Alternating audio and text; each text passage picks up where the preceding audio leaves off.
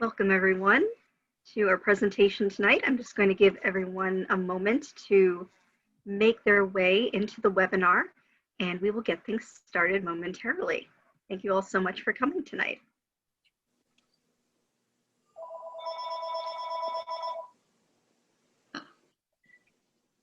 Hello? Yeah. Uh-oh. Yeah. Right, so I'm watching the count slowly go up. This is looking good.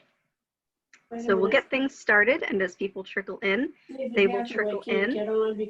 Welcome everyone to our presentation tonight of Lexington Historical Society and Lexington Remembers World War II, Lexington on the Home Front. This is the second in our fall series here at the Historical Society.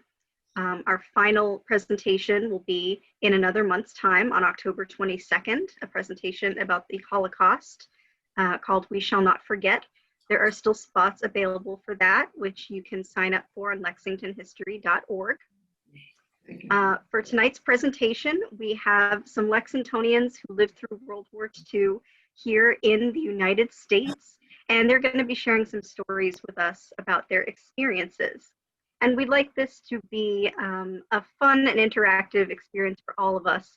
So as you're listening to these stories, feel free to use the chat window, which is located at the bottom of your screen, if you would like to ask questions of our panelists or to share some stories of your own. And then once the discussion gets going as more of a group talk, feel free as well to use the raise hand feature, which should also be at the bottom of your screen, if you would like to speak directly to the panelists.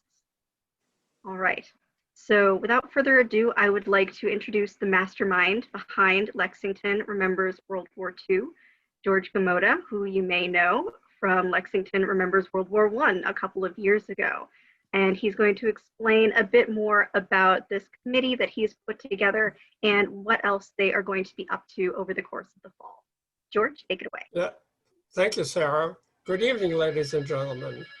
As Sarah says, my name is George Gamoda, and I'm the chair of Lexington Remembers World War II Committee, whose mission is to commemorate the 75th anniversary of the end of World War II. As you may recall, September 2nd was the official end of the war. And I hope when you go into this town center, you will see the banners proclaiming the end of the war. For a small town of some 6,000 people in the 1940s, Lexington sent over 1,460 men and women overseas to fight the aggression and help retain freedom for people around the world. 55 of our fellow Lexingtonians made the utmost sacrifice and did not return home. The committee has been collecting information on those who served and has a database dealing with their lives. Along with the database, we are developing an electronic photo album that has images of those who served and their histories. We encourage all who have additional information on World War II veterans to provide it to us as soon as you can. We're hoping to finish our work by November 11th, 2020, the Veterans Day. Finally, I would like to encourage you to view our collection and oral histories of men and women who lived through the war. You will hear a clip today from Dan Finn, one of the contributors. Overseas and at Homefront. All of these videos are available on the website as well as Lex Media on demand as well as YouTube. Today's lecture is the fifth in the series we have dealing with World War II. Today's lecture is different from others. It brings to life stories of some of the people who lived through the war in Lexington, not as soldiers, but as children, experienced the war on their home front here in Lexington. Let me now ask Linda Dixon to the virtual podium that we have, who will introduce our moderator, Dr. Julie Hackett, the superintendent of Lexington Schools. Linda? Thank you, George. Good evening, everyone, and welcome to another of our series, Lexington Remembers World War II. Tonight, we have three people who actually do remember World War II. They grew up here as youngsters during the war, and they still have vivid memories of it. And they're going to tell us all about that tonight. We've had a last-minute change in one of our cast members tonight. Shirley Stoltz just had surgery. The good news is she's at Leahy Hospital, Burlington. She came through the surgery fine. She's recovering nicely, but slowly. I spoke to Shirley and her daughter, and they send everybody their best wishes for a successful program tonight. And of course, we send Shirley our love and best wishes for a speedy recovery. We are delighted to announce that Judy Uhrig has stepped in at the last minute to take Shirley's place on the panel. Judy, we are really grateful. Thank you. We know you're going to do a terrific job. Now, let me get the program underway by introducing our moderator, who will introduce the panel members. We are delighted to welcome Dr. Julie Hackett, Superintendent of the Lexington Schools. Dr. Hackett is the proud granddaughter of Alfred Bose, a veteran of World War II who participated in the Normandy invasion.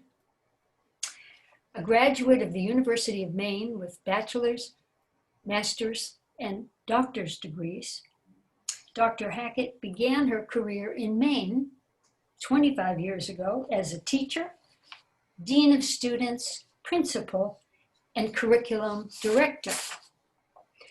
She served as superintendent of schools in Taunton for 10 years, receiving the 2018 Massachusetts Superintendent of the Year honors. She is a former president of the Massachusetts Association of School Superintendents. Prior to her arrival in Lexington, she was deputy superintendent for teaching and learning in Brookline. The author of 2 books, she became Lexington Superintendent of Schools in July 2018. Please welcome Julie Hackett. Thank you so much, Linda, and it's been a pleasure to know you, and I'm so glad to be here with you tonight. Before we get into the introductions for our fabulous panelists, we're going to start with a small clip of Dan Fenn talking about his experiences in World War II, and then we'll have a moment of silence for Dan, and then I'll read a bit of the bios of our panelists. So with that, we'll turn it over to Sarah to play the clip.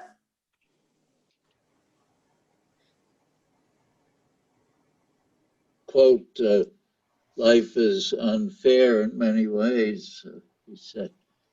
We can all subscribe to that notion. My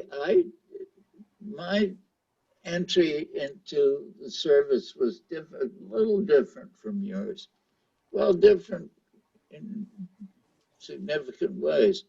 I was at Harvard, as you were in Wisconsin.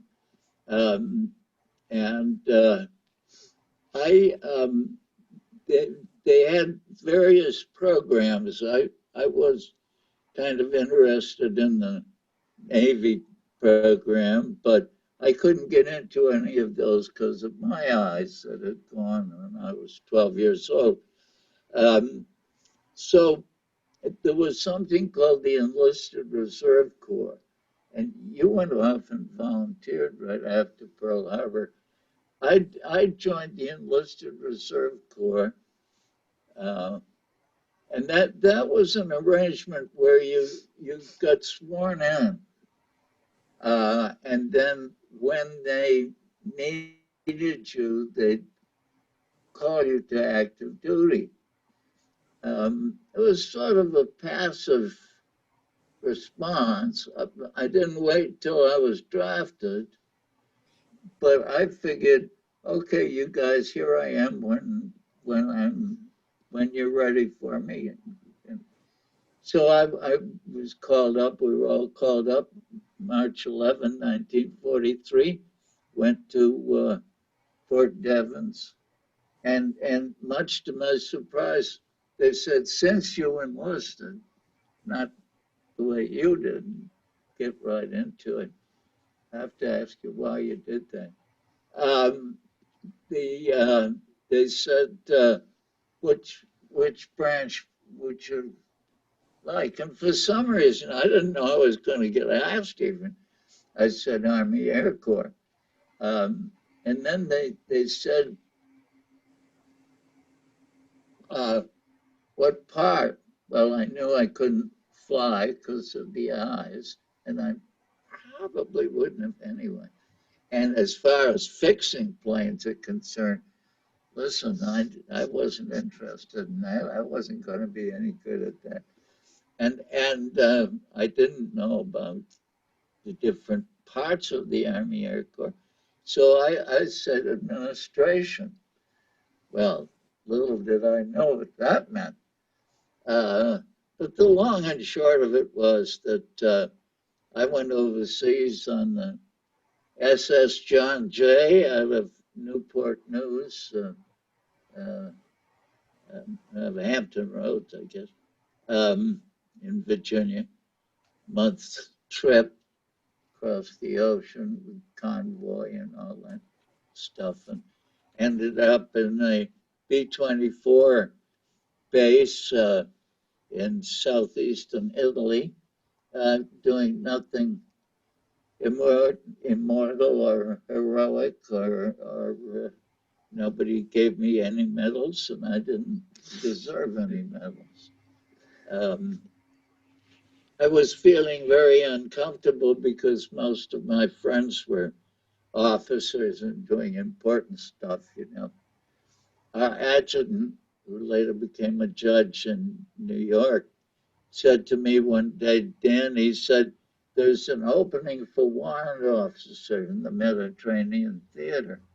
Why don't you apply? So I took the exam, studied Army regulations. The only question I remember on the exam was, how many horses do you have at a corporal's funeral? Who cares? I didn't. I got it right. So how many horses does I think it's two. Yeah. It's not very many. Thank you. There's none now.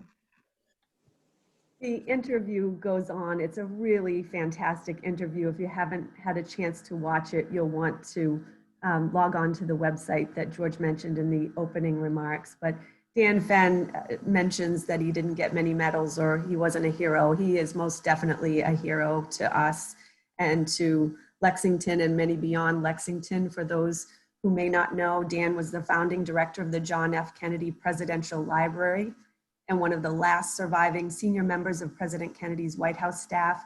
He died at the age of 97 on August 14th, 2020 in Cambridge, Mass.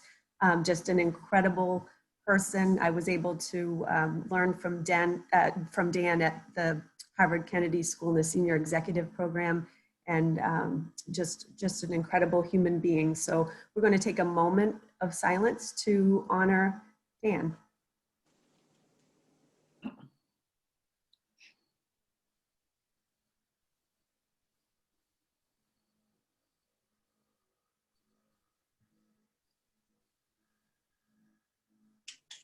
Okay, thank you. And with that, I have some other very special people to introduce to you tonight, and I'm really honored to be able to share with you a bit about each one of our panelists.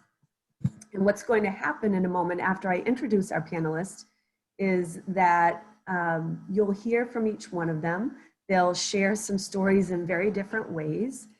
So you'll hear an overview first, and then you'll hear more detailed nuances based on these individuals' experiences during World War II. And at the end of their remarks, we'll open it up to comments, and we're hoping that we can engage the audience in an interactive dialogue about these experiences. We think that you have lots of interesting stories that you'd like to share and ways to connect with what you hear tonight. So please, if you want to make comments at the end, we invite you and welcome you to do so. And we think it's going to be a fun discussion. So with that, let me talk a little bit about our fabulous panelists. We'll start with George Burnell. And George is a product of Lexington High School and Boston University. He entered the Air Force during the Korean conflict.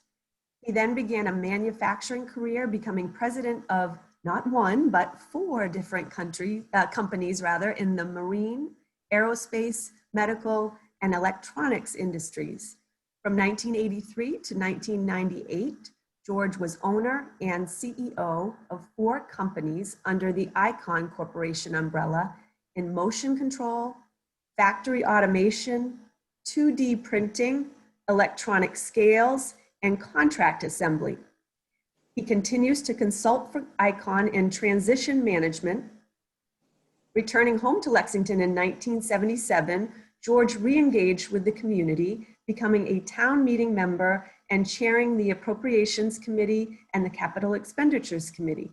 He served 6 years as selectman. Currently, he serves on the Economic Development Advisory Committee and hosts a lecture series on economics, finance, and science at Lexington Community Center and Carey Memorial Library.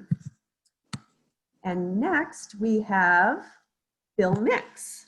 Bill was a teenager growing up in neighboring Belmont during the war. Bill joined the U.S. Army after graduation from Boston University's ROTC program in 1953, and he served during the Korean War era and the Cold War as part of the NATO Defense Forces. A Lexington resident since 1974, Bill has played an active role in preserving Lexington's history.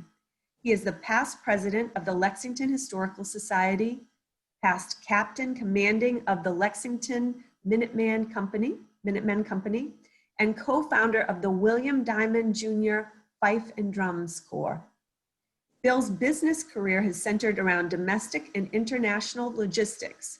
For 30 years, he has owned and operated Grove Logistics Services Incorporated, headquartered in Lexington, with offices in Memphis, Tennessee, Elkton, Virginia, and Jacksonville, Florida. And then finally, last but not least, we have Judy Uhrig. Judy was born in New Jersey, and she moved to Lexington in 2nd grade. She met her future husband, Miles, when he was practice teaching in her high school civics class. After graduation from Tufts University, Judy and Miles lived on the Tufts campus while Miles began his career as an admissions officer. After a move to Burlington, they moved to Lexington, where their children began school. Always interested in politics, Judy soon joined the League of Women Voters. She became a town meeting member and was appointed to several committees. She ran successfully for the planning board and served 8 years, including a term as chair. She served 10 years on the Zoning Board of Appeals. My thing is land use, Judy declares. Later on, she earned a master's in library science at Simmons College and worked as a librarian at a school for the town and in the corporate world, finishing her career with 10 years at Arthur D. Little. She later joined the MFA Boston Associates as a member of the Floral Arrangement Group, responsible for beautifying the galleries and producing the Art in Bloom Festival each spring. In retirement, Judy became active in the Lexington Field and Garden Club, helping to beautify traffic islands and other town-owned land, and the Lexington Historical Society, where she continues as a member of the program committee. Judy is the mother of 3 children, Jonathan, who works in finance, Betsy, whose children's book will be published this month, and Suzanne, former editor at Fidelity, now working in the gig economy. She recently wrote an essay about growing up during World War II for the Lexington Minuteman. I am so thrilled to welcome these individuals who are going to share their stories this evening. And we are going to start with George Burnell, who will kick it off with telling us about life back in Lexington during World War II. George.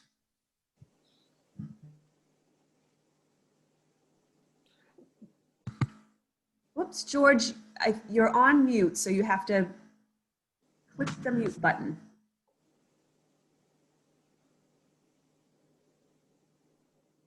While we're looking for the mute button, don't our panelists look fabulous tonight? There we go. Take it away, George. Sorry about that. I was 12 years old in the 7th grade that Sunday night, December 7th, when President Roosevelt, when we were all crowded around our radios listening to President Roosevelt tell us about the attack on Pearl Harbor. The patriotism that evolved that moment in history, there's been nothing like it since. It was complete and total, 100%. There were no questions. There was no second guessing. The next morning, just thousands of people were lined up to enlist.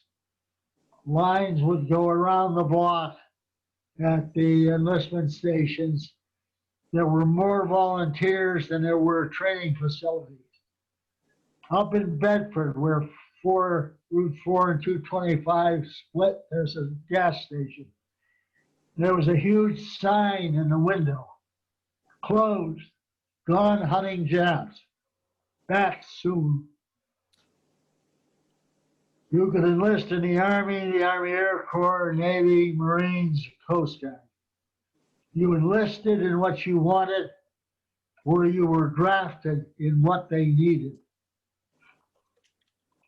And we had a draft board, volunteers, citizens in town hall. The music is something I need to comment on.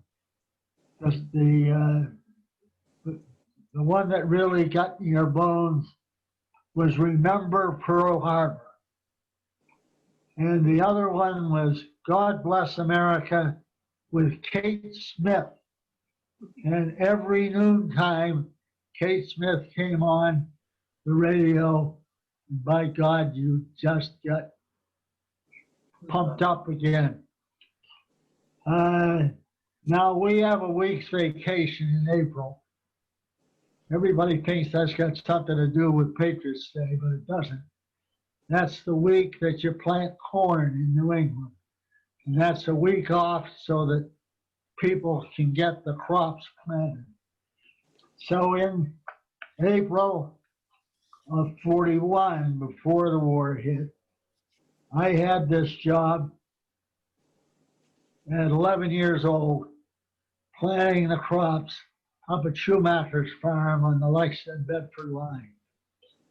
10 hours a day, 6 days, 60 hours, $10. This is 1942, right after the war, I went back for the same job. And it wasn't any farm anymore. There was a bunch of Army guys strutting around. There was a 50 caliber machine gun pointing at me. And they wondered what the hell I was doing there and ran me off the property.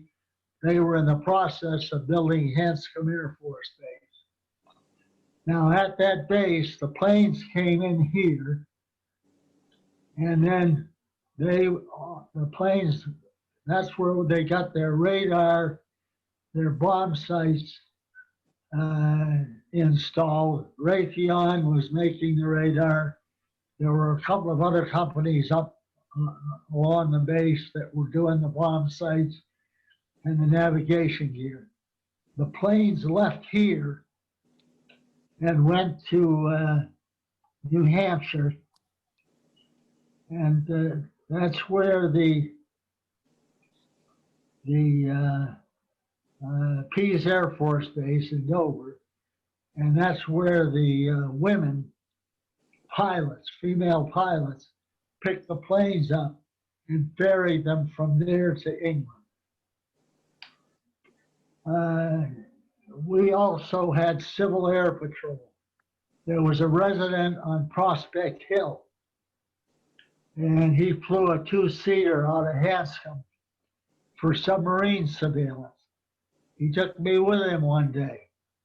and we patrolled the coast, Boston Harbor, up to Cape Ann and down to Cape Cod Bay looking for submarines.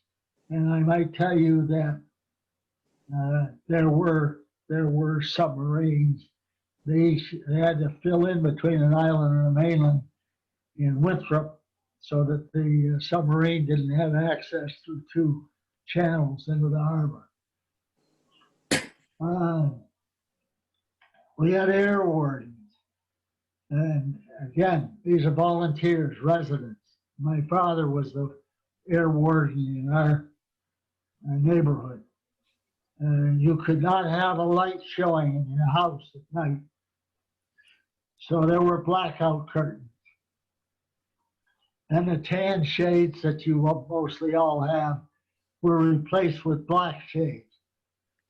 And I designed and made frames that went over the window frames and sealed those curtains so they were sliding in a slot and no light would shine. And anybody that wanted them, I would make them for them, custom, and put them on their windows. We painted the top half of auto headlights so that no light beams would go up.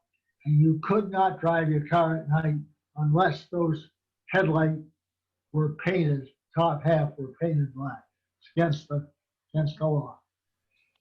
The police had an auxiliary police group. My father served as an auxiliary policeman. They were mostly male residents. They were trained for emergency policing. No guns, just billy clubs. And they were trained how to use them, and I got in on those lessons. Learn how to bring a billy club down on your shoulder so that you didn't mess around anymore. The police department at that point was in the bottom of the town office building. The fire department was 100% volunteer. Mostly men with jobs in the center, merchants, that sort of thing. Although the high school students worked during brush fire, to do brush fires during the fall. There was a siren alarm on the common. And one long blast meant it was an air raid. On fires, they were short blasts. There'd be a one, and then one, and another one, two. That would be 12. That meant that you went to location 12 for the fire, and various parts of town were identified by numbers, so you knew where to go. There was rationing. Heating oil was rationed. Regular coal was available and rationed, but it was in short supply. Some people use soft coal, but you had to have a special furnace. We used peat coal. That was with a blower and you had a thermostat. But that was rare, and there was plenty of that because that was the sort of the leftover coal. Lexington Coal Company was on Bedford Street, right where the train crossed. It's now where the bike path crosses Bedford Street. And then people would, because it was used a lot of heat, they tacked up a blanket or fastened up a blanket at the foot of the stairwell to the second floor. So the second floor was always ice cold while the first floor was kept warm. Gasoline, you got 4 gallons a week for an automobile. And almost everybody had only one car. So if you had a job that was very far away, you're in trouble. So everybody carpooled. My father there were 5 of them that went from Concord, Lexington to Watertown to work. And one drove once a week. Each one drove once a week. And you got to go to work, and you got to go to the store once a week, and that was about it. Tires, couldn't buy new tires, so when your tires wore out, you stripped the treads and had them retreaded. So there was a retreading facilities. So there was a lot of public transportation. We had a bus went Lexington Center to Waltham Center, and then a bus from Arlington Heights to the car barn in North Lexington. That had been a streetcar. So we tore the streetcar track, dug the street up, tore the streetcar tracks out of the street, sent those out to be melted down and made into guns, repaved the street. And everybody walked. Everybody hitchhiked. And most people gave rides. So most people would stop and pick you up if you were walking. And there were, as you can tell, plenty of bicycles. Ration of food. The most stringent one was beef. In those days, most people on Sunday after church would have a big roast and have leftovers during the week. You'd save all your little red coupons. You're lucky if you got one roast of beef a month, not a week, a month. And that was special. So we did have one black market in town, and I'm not going to tell you where that was. You had a garbage pail at your back door. Once a week, the garbage man picked up the garbage. That went to one of the 3 piggeries that I know of in Lexington, and that generated some pork. I'm not sure how that got distributed. But it took care of some of the environmental issues we're fighting today. We lived on chicken, eggs, cheese, and fish. That was the diet. When the war was over, I didn't eat chicken for 10 years. But chicken was, a lot of people raised chicken in the backyard. But there were 3 chicken farms that I know of. One was Smith's on Wood Street. One was Idlewild at Merritt Road and Middle Street. And one was Miller's. And I worked at Miller's 14 years old, 15 years old. 1,000 chickens, 1,000 turkeys. I was the only employee. After school, I spent all afternoon on dropping boards, scraping dropping boards. You can imagine what that is. And putting out the food and the water. And then Thursday nights, that's when we killed the chickens and plucked, chilled and plucked. And they were ready to purchase on Friday. Now, Friday was fish day as well. And I haven't figured out yet whether the Catholic Church was supporting the fishermen or the fishermen were responding to the Catholic Church. But the fishermen were mostly Catholics. Good Portuguese crews down in Cambridge. And they usually went out on Sunday nights and came back on Thursdays with their catch. Sugar was rationed, but if you did canning, then you could go down and apply for an extra quantity, and you could get enough to do whatever canning you were doing. Butter was not to be had. They told us that they needed it to grease the boots of the Russians, but there was oleo, and Wisconsin dairy farmers had a national law against coloring oleo. So when you bought your oleo, you got a white block and a little package of orange coloring, and then you mix the coloring into the white oleo and put it back into some container to frame it and use it as butter. Coffee was short, not ration, short, but they added chicory to it to make it go further, and it doesn't do a damn thing for the flavor. Soap, everybody, all the women kept the can beside the stove. All the fat from the cooking went in the can, and then when you had enough, you made a batch of soap with the grease, cooking grease, and that was your laundry soap.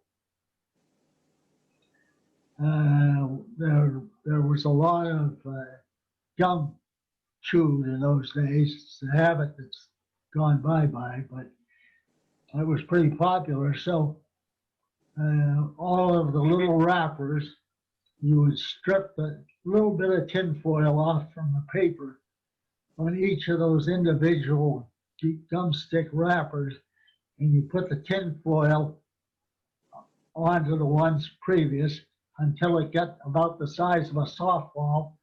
You take it to school and turn it in, and they'd send it in for recycling of aluminum. Now, one of the precious items was nylon rayon stockings. They weren't nylon, they were rayon. But they were not to be had. And then Baker's was the store downtown. Baker's would get in a shipment of those nylon stockings, and telephones would ring all over town. In about 30 minutes, there'd be a line of women from Baker's, which is where the Bank of America is today, all the way down towards Arlington to the Edison building and around the corner. And Baker's would give them one or two pair of stockings. Baker's sold fabric and patterns, and so you bought just a lot of the women were buying those fabrics and patterns there and making clothes. And my mother made me my shirts that I wore to school. Then, because fabric was short, clothing got skimpier. Women's hemlines got higher and higher. And they would come over to our house, and my mother had a little chalk item on a stick, and she would, as you turn it on, she'd measure chalk with it, and then she'd shorten your skirt for you.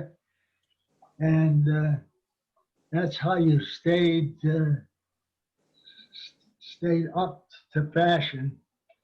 And skirts that started below the knee when the war broke out were up to mid-thigh by the time the war was over.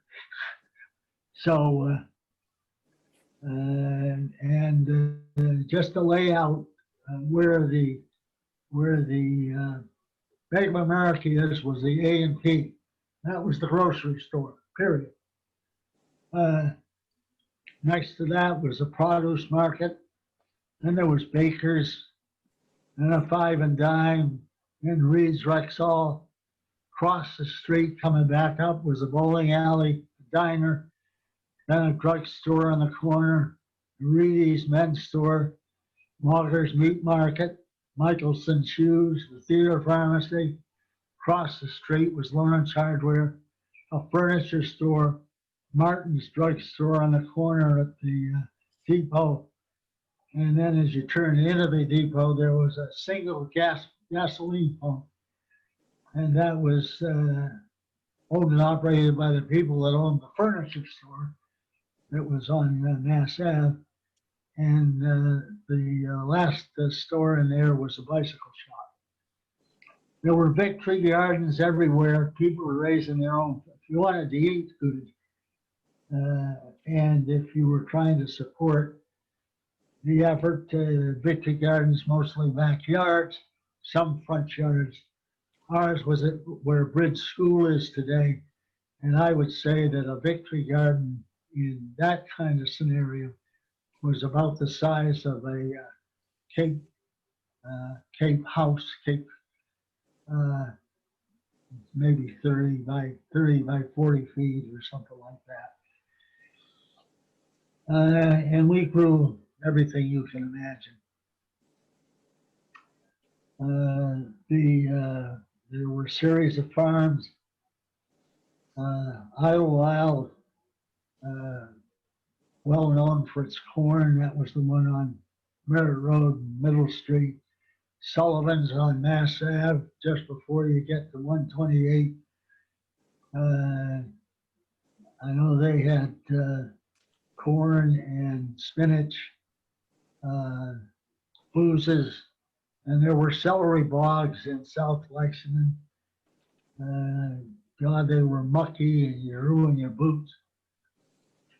Then canning, and my mother canned 700 jars a year. Jams, jellies, veggies, relish. We made our own ketchup.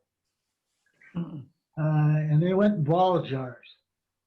Now, ball jars are made in Muncie, Indiana, but the rings to seal the ball jars are made in Cambridge.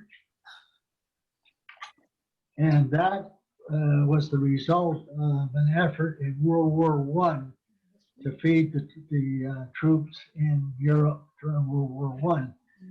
And MIT came up with a formula that had a rubber that would not contaminate the flavor of food. And I think they might still be making those jar rings.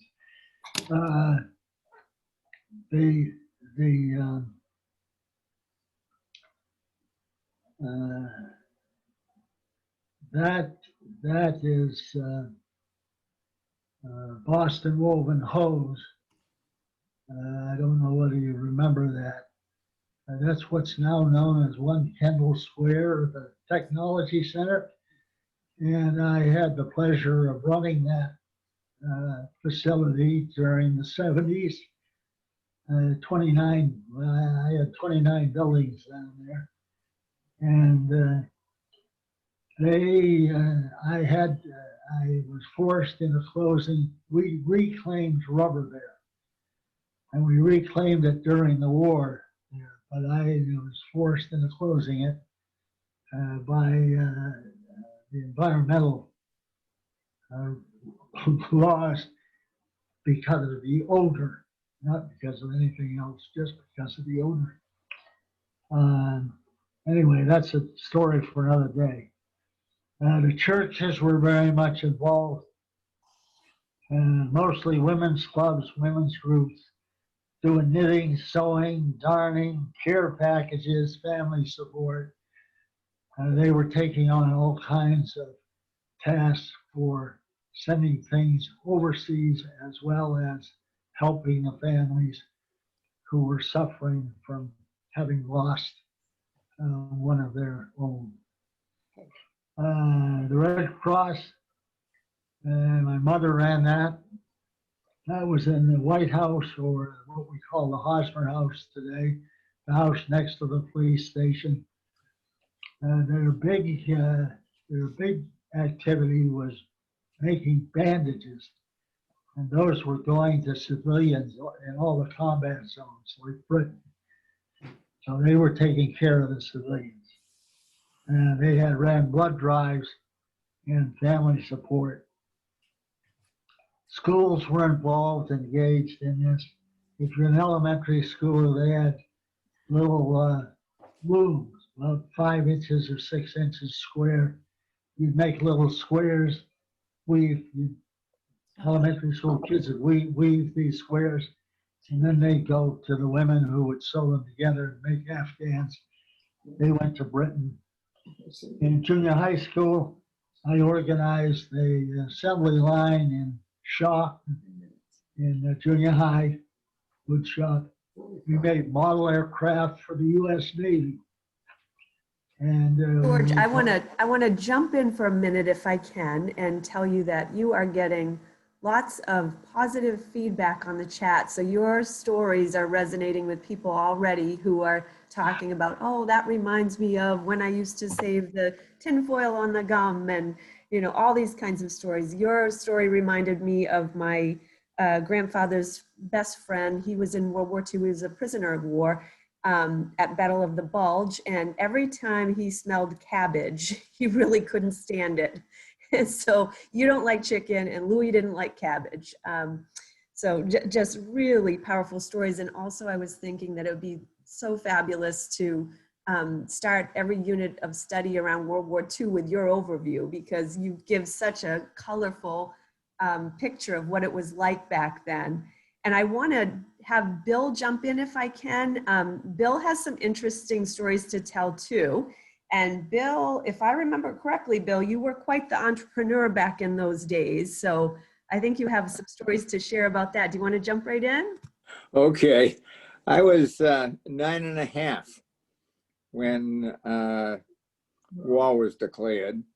And really, there was nothing going on until the spring of 42, when all of a sudden the town arrived and we had a big open field across the street from our house, and they proceeded to plow it up, put some water in, and there were victory gardens. And there were quite a few victory gardens. However, not everyone in town or in the neighborhood could work a victory garden. And my father, while he had a victory garden on the one hand, he also had a vegetable garden in our backyard on the other. And I had a magazine route. I was 10 years old at this point. I couldn't deliver papers, but I was delivering the Saturday Evening Post and the Ladies' Home Journal and Cosmopolitan and a bunch of others. And this led to a vegetable route. I would have neighbors and people on my magazine route call and place orders for tomatoes, beans, et cetera, et cetera. And 25 cents would get you 5 delicious tomatoes, or 10 cents would get you a pound of green beans.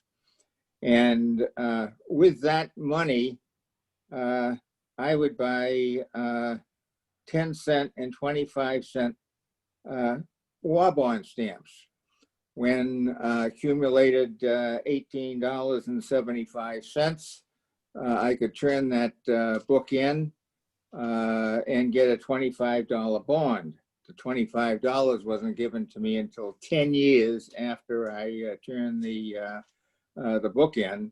The rate of interest, I've been told, was 2.9%, which is better than what we have today. But anyway, that plus a collection that I had of newspapers, magazines, rags. There would be paper drives, but the paper drives were not out that often. I would collect the paper. I would fill up my father's garage. We would have what we called a rag man come, and he would pay me for the paper. He'd pay me for the magazines. Magazines always brought more money than the paper. Some rags, whatever. And again, that money went into save war bonds. By the time the war was over, I had amassed about $2,500 in war bonds, which certainly did a great job of helping pay for my automobile. So it worked out very, very well. George referred to the fact that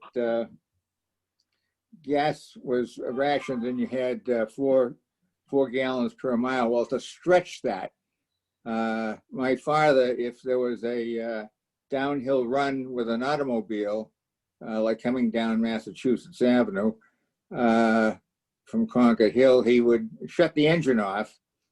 Don't forget, we had no power brakes, no power steering, so the automobile ran very nicely by itself. And as you started to slow down, which would be close to the battle green, you could jump the engine and it would start up again. And that would happen every time you had a nice downhill run. I had a friend whose father was a captain in the Coast Guard. And there was a saying, loose lips sink ships. And he would be home sometimes, and he'd be gone for a while. He was the captain of an oil tanker, and we thought that this oil tanker was going back and forth to Europe. As it turns out, the oil tanker, we never knew the name of it until the end of the war, which tanker was the little Bighorn, which was a tanker that was taken over from the Gulf Oil Company. He was in the Pacific, and I kept moving him back and forth. Kids go on vacation. And one great vacation that we had one time with my cousins was down in Marshfield with the Brant Rock Coast Guard station down there. And we would follow a Coast Guardsman walking along the seawall that they had. We thought that was great. This man was armed with a carbine and a 45 around his waist, but it was going to be great having that to look forward to once we had to go into the service. Also, going on a summer vacations to Maine, we would take the train out of North Station, go to Oakland, Maine. The proprietor of the camps we were staying at would meet us, and we'd go fishing for a week.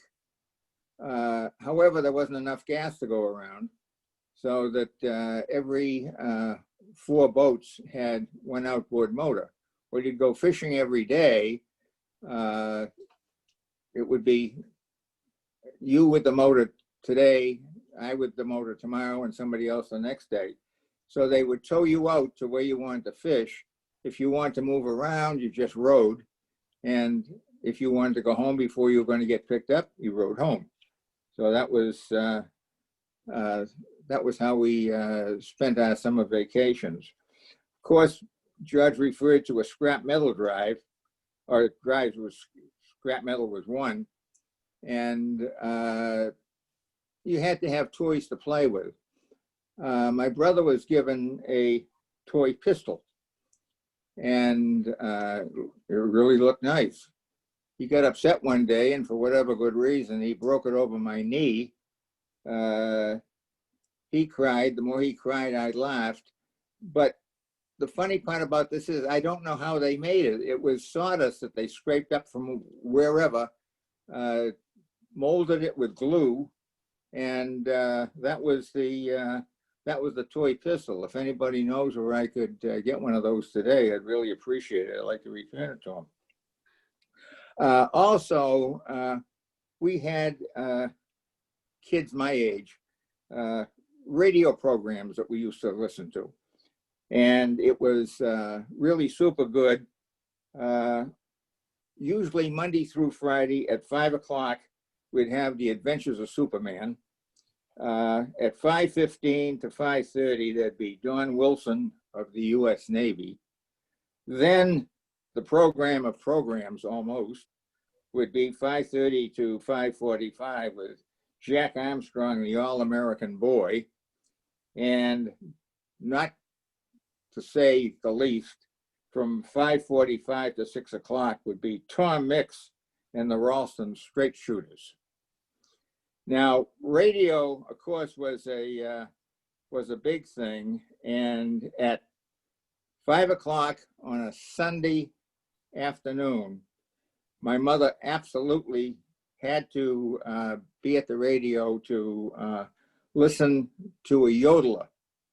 And this man could really yodel. It was great. And this went on for a period of time. Then one Sunday, the yodeler was not there. She was very disappointed. We later found out that yodeler was picked up by the FBI. He was sending signals or code to the submarines that George referred to as being off the coast. George, I just want to add one thing about those submarines. Shortly after I started work in the mid-50s, the German cargo line, Hapag-Lloyd, was making a maiden call into Boston, fireboats and all that sort of good stuff. At the reception, the captain was asked if he had ever been to Boston. And he said, yes. He said, I was here twice during the war. I was a U-boat captain. So they would come in to Boston Harbor underneath a vessel that would be calling the port or leaving the port every time they opened up the nets to allow maritime shipping. So with that, I'll let you go over to Judy.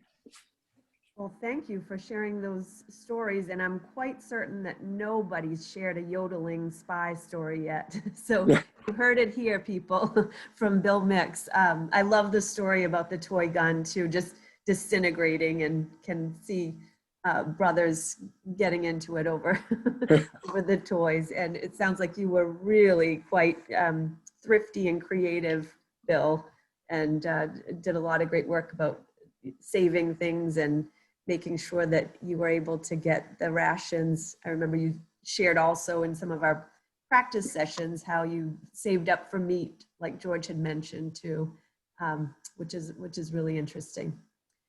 So great stories from Bill, and now we're going to hear from Judy. And Judy and I haven't had a chance to chat just yet, but we chatted with Shirley before, and our thoughts are with Shirley. What impressed me about Shirley's take on this is that she had kind of a tapestry of stories that really resonated with her. And I read through your materials, Judy, and you approached it in very much the same way, which is so interesting.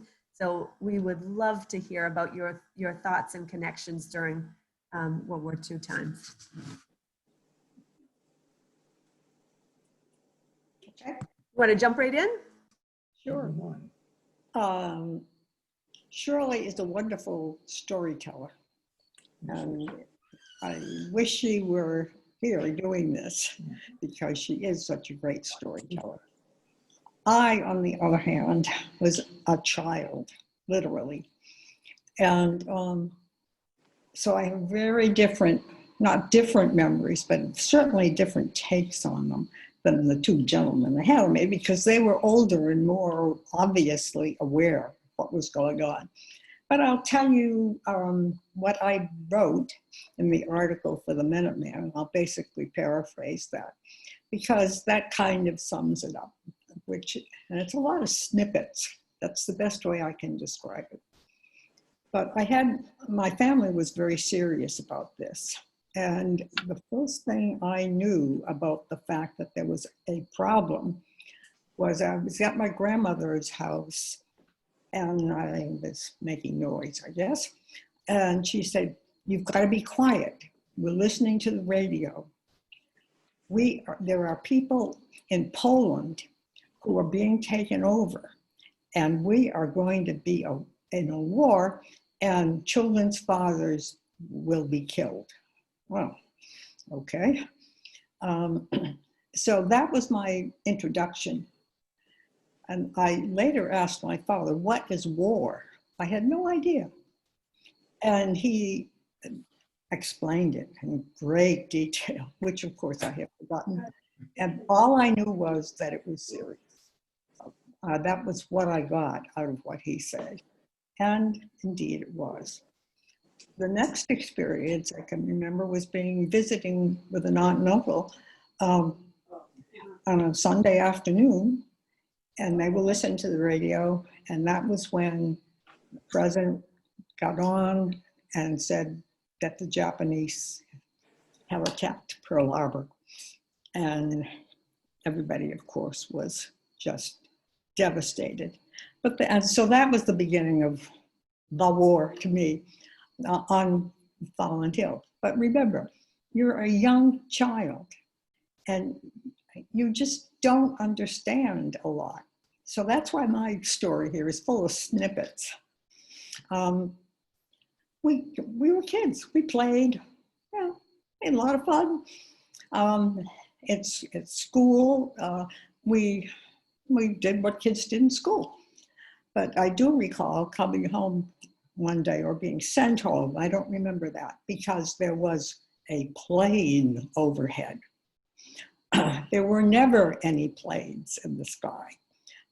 So we were all basically frightened because it certainly must be the enemy. That was what we thought. But it was kind of exciting. But to a kid, it would be. The other thing I recall is my piano teacher came one day to visit, give me a lesson, no doubt, and brought bananas. And that was like she had gotten something from King Midas because you just couldn't get bananas. So that's what I mean by snippets. So I'll just do a few more of these to give you some idea of what kids did or didn't do. But as the boys ahead of me mentioned, the town encouraged chicken growing, which you weren't allowed to do in the residential areas, but this was an emergency. So everybody was entitled or urged to get chickens. Well, my father was basically a farmer at heart, and he took this up with gay abandon. This was just great. So he worked out this arrangement with the Wassons, who lived up the street from us, who had a St. Bernard dog and a very elegant dog house in the backyard. They no longer used it. So he asked if he could have the dog house for a chicken coop. So we rolled it on logs down the street. It was a big thing in the neighborhood. It was the biggest excitement we had in a long time. And put it in our yard. And we had the most elegant chicken coop of anyone, I'm sure. So he got his chickens. We had this wonderful former St. Bernard dog house as the chicken coop. And my sisters and I were in charge of feeding the chickens all the time and picking up the eggs when the chickens began to lay. My father dispatched them, but he never would quite tell us how.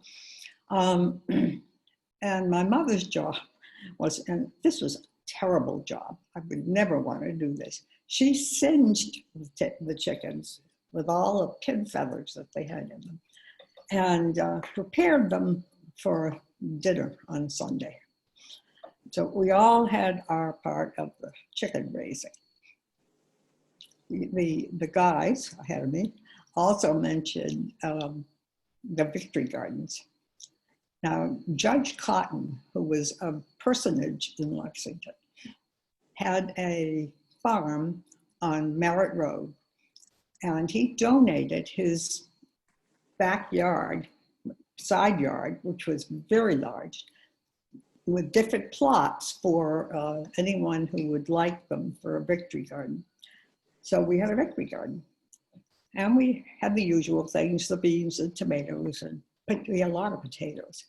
And my father decided that he would grow soybeans. For what reason, I'm not too sure. Well, the soybeans did wonderfully. They just produced and produced and produced. He thought that he was going to use them, or we were going to use them like for baked beans. I can tell you, they do not work. They just were not suitable. Nobody had tofu, never heard of it. So he was ahead of his time with the soybeans, but they weren't very practical at that point. And then I will go to the wider world. And by the way, I'm getting a little older as we're going along here. It struck home in our neighborhood. We live next door to the Allens, and Matt Allen, whom I'm sure you probably know that the VFW was named after this year. had enlisted. He lied about his age. He enlisted and became a pilot in the Pacific. He wasn't a pilot for very long, but he was shot down. And he was the pride of Lexington High School for his athletic prowess. And it was a very, very upsetting experience. His brother went into the Navy, Winston, and he came home, but I don't know much about him. He was older. Then on the other side, the Donnellys, our neighbors, their son, I think he had graduated from BU and he enlisted. But the Morses, who lived down the street, their son was killed in Europe. And so that was where we began to hear about gold stars in the windows and what that symbolized. So it really struck home when it got to that there were gold stars in the windows. And it was sobering. It was sobering.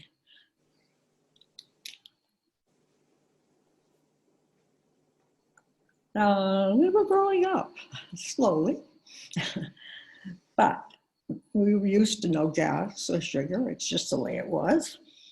And as an impressionable teenage girl, when the war began, the backdrop of the daily news, I was getting old enough now, so I read the newspaper. It was always where the army had moved, the battlefront, every day in the paper with all the lines of battle and what was going on. And the big news was, though, that Dorothy Lamour was coming to town for a war bond. I don't know, get people interested in it, I guess. We were let out of school so we could see her. And I don't know, I'm sure some people my age saw the movies with Dorothy Lamour, Bing Crosby, and who was the third one?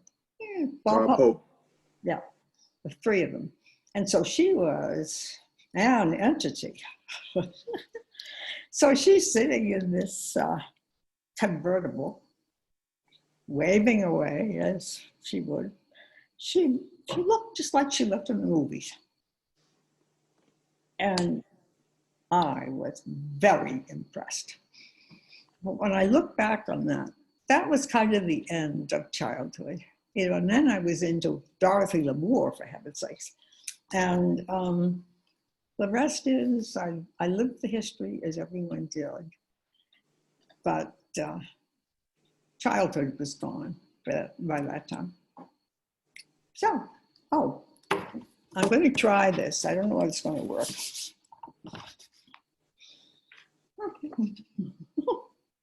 Oh, yes, we see it. That is me and my sisters. Which one are you, Judy? I'm the oldest with the idiot grin. All adorable. Well, and my mother was great at dating things. So this was early on. So I knew this was at the beginning of my experience, other than the pre-Pearl Harbor things.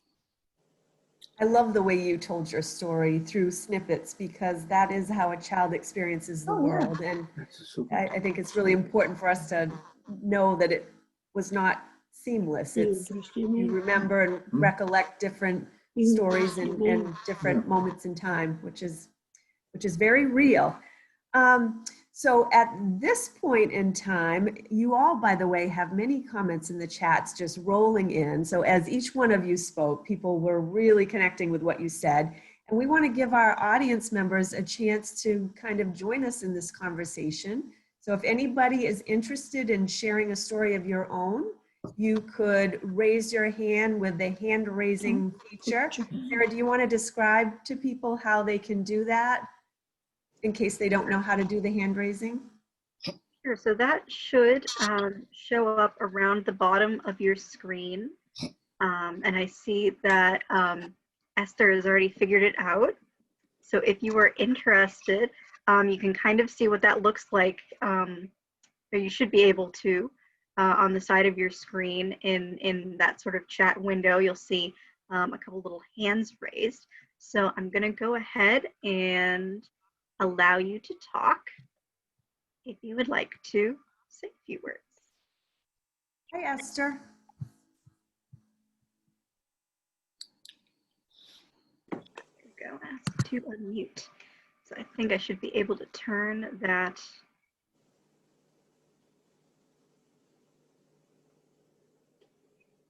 Hi, can you hear me? We can. Oh, wonderful.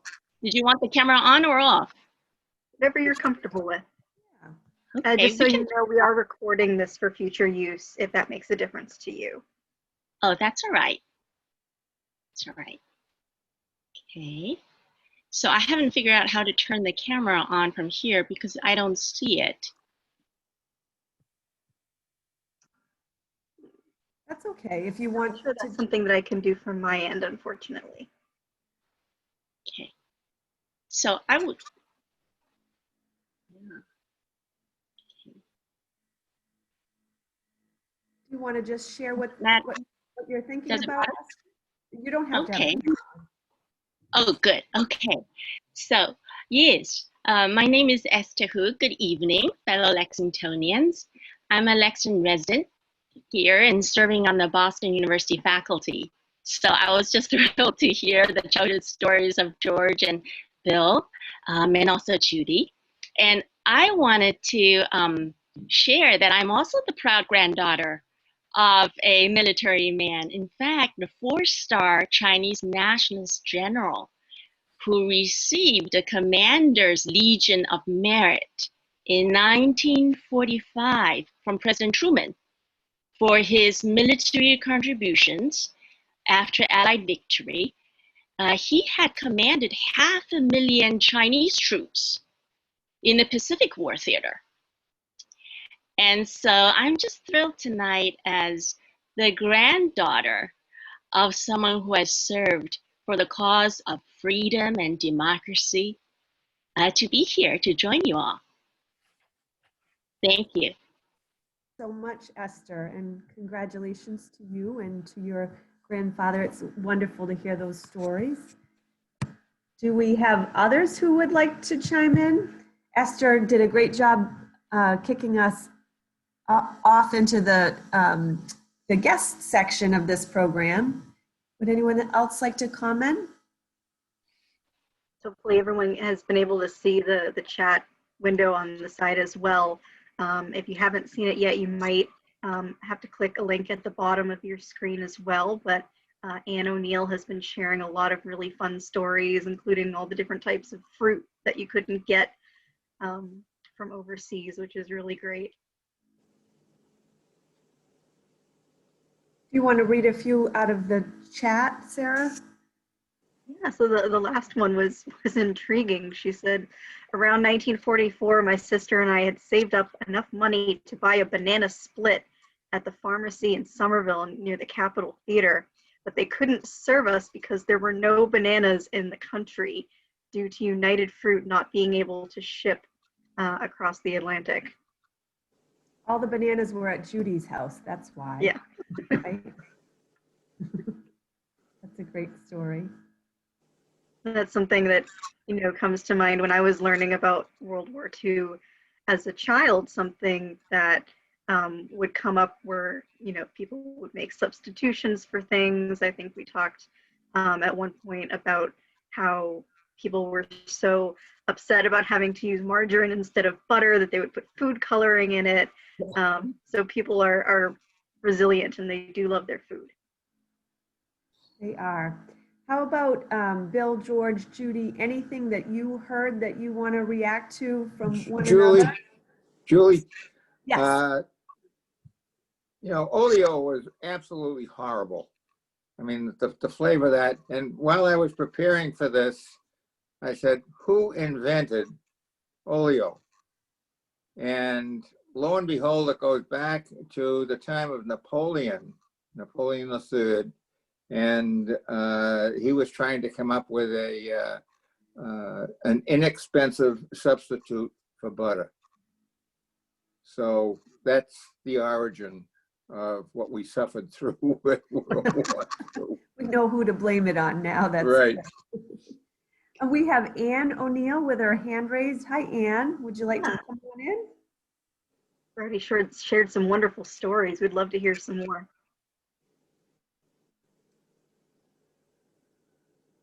Go ahead, Ann, if you're ready. And you're on mute, just so you know. The margarine did not come yellow. You had a little packet and you had to do it with your hands, which was really gross. It was No, I never did it with my hands. the right color of butter. Another one was my in-laws lived in East Lexington on Hillside Avenue. They had 5 kids, a big house, which was hard to heat, and lots of blankets so they could sleep. They kept chickens and eggs and meat, but chickens and eggs for meat and goats for the milk because they had the 5 kids. And to hear them reminisce later on, they had many good memories and they never felt deprived. My father-in-law early on had tried to join the service. And when he said he had 5 kids, they sent him home. And he ended up working in the Charlestown Navy Yard. That's it. That's great stories. I'm always amazed by how when people share their stories about what you didn't have, it's never with longing or a sense of loss. You just made do with what was available. Maybe you didn't like it, but you accepted it and life moved on. And that's very healthy. Patriotism. You what? Patriotism. Anybody else who wants to weigh in or offer any thoughts? Oh, one more thing, Julie. George was talking about the shortening of hemlines, etc. My mother would make certain that I think the sheets that we had, the bed sheets that we had in 1941, we still had at the end of the war.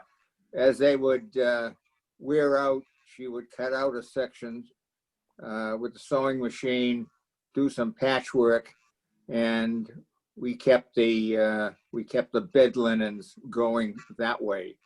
It was horrible, but at least we had bed linens throughout the war, and she made them stretch.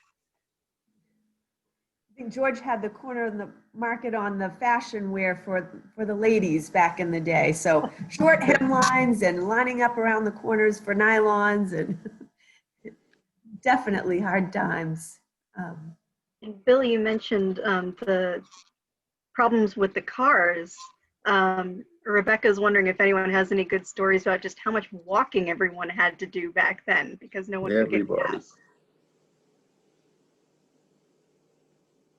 I remember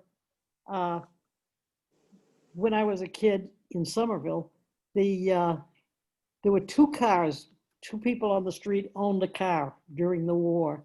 One had a crank engine, the other one had a rumble seat.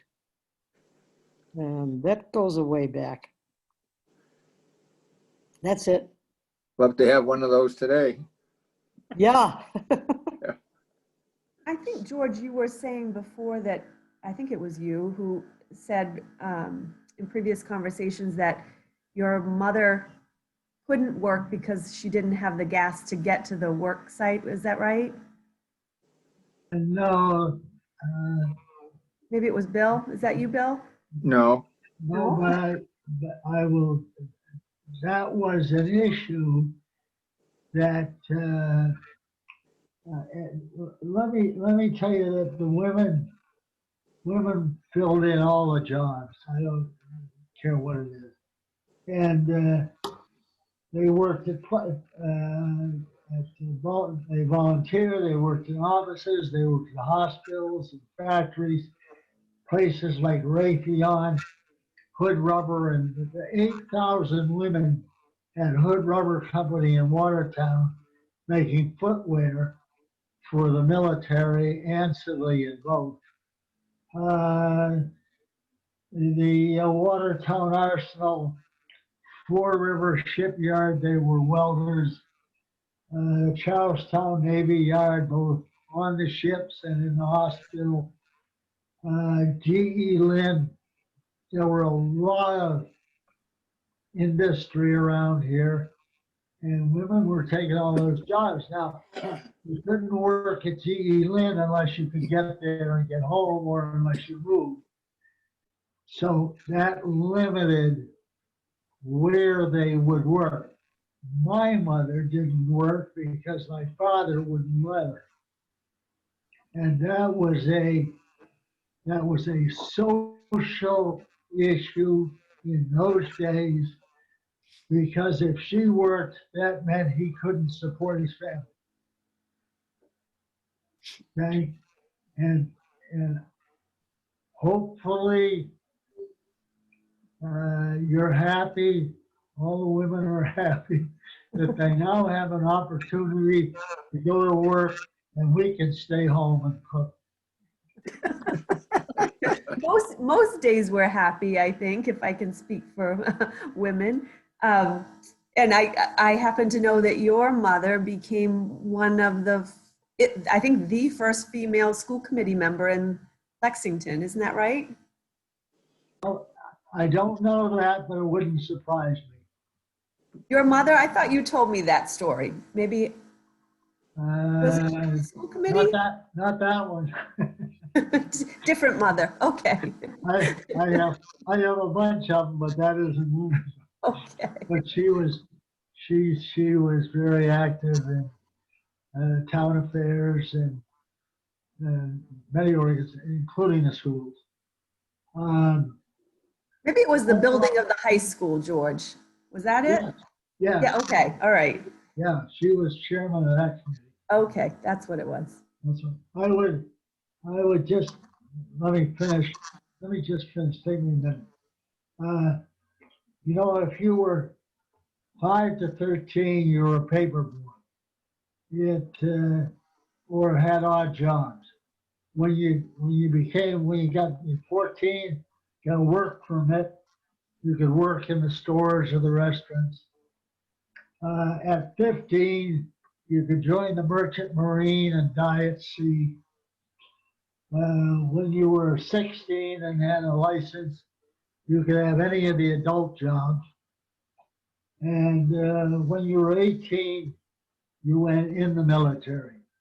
Now, I just want to say that I had the best deal of all, because at the end, I got it because of what I did in Lexington.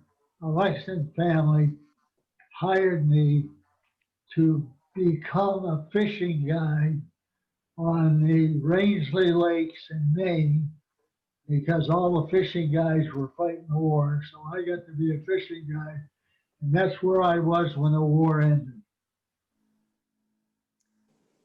As a woman from Maine who grew up in Maine, Rangeley Lake is not a bad place to be when the war ends. That's a really nice spot.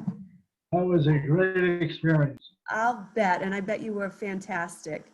I want to do a quick time check. It's 8:23, and I have a question really for all of you before we close out for the evening. And it goes back to something that George said in his opening remarks. And George, you talked about the fact that there was nothing like the patriotism that you felt during World War II.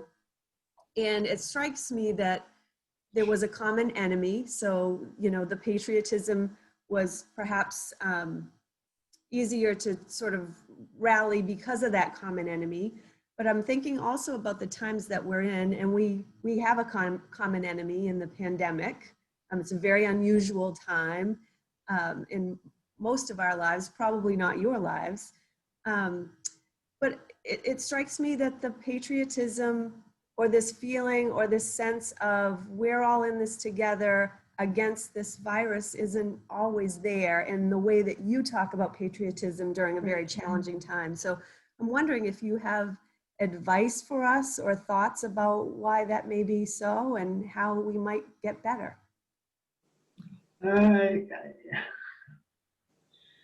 Well, I've given it some thought, I can tell you. When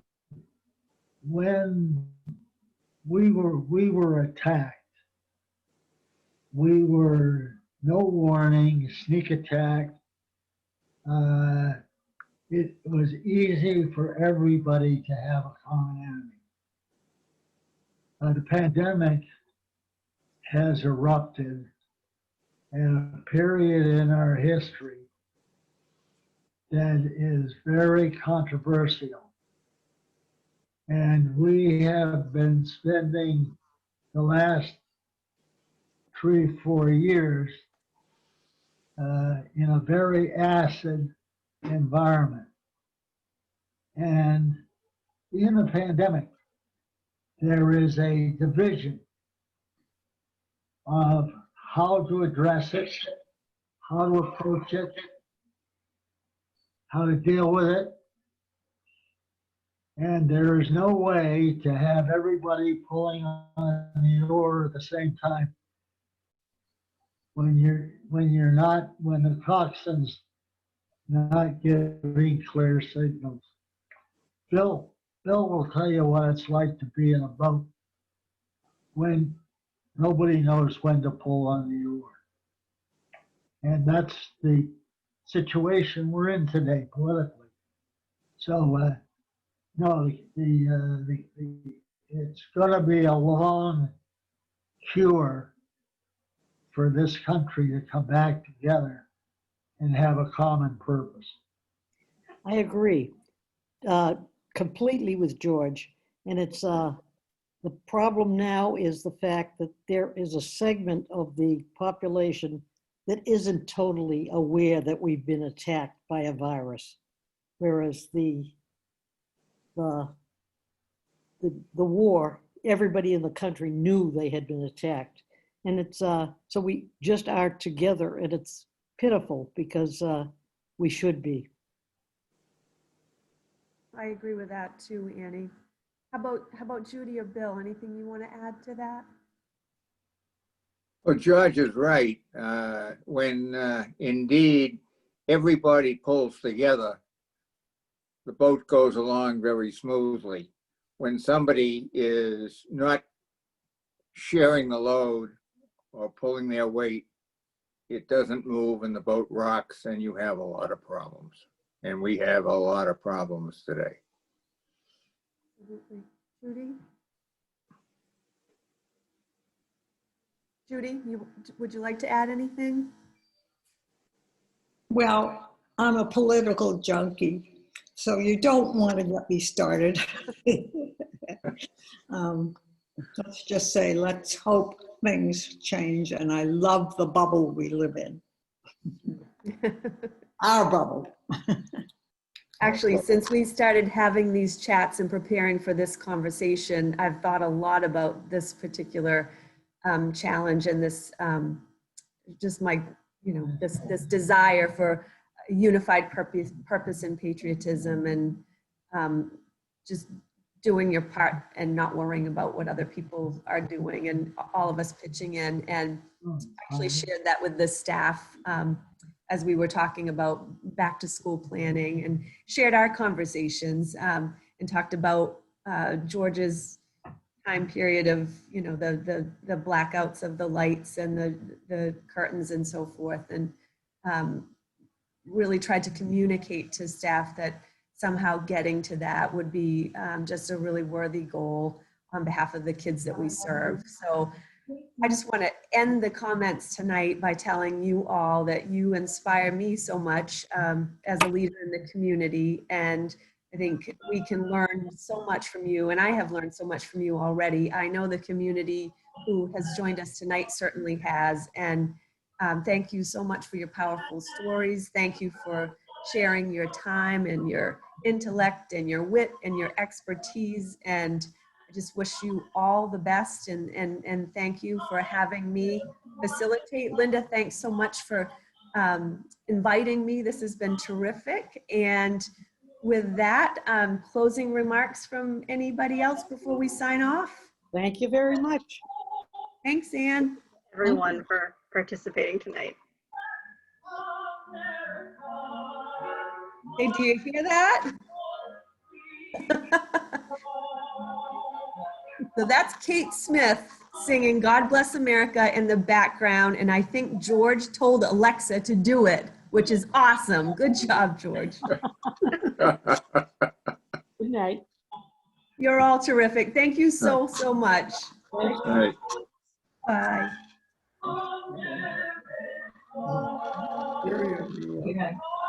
Good night. Night. Oh, we got a quick one of Tom Taylor.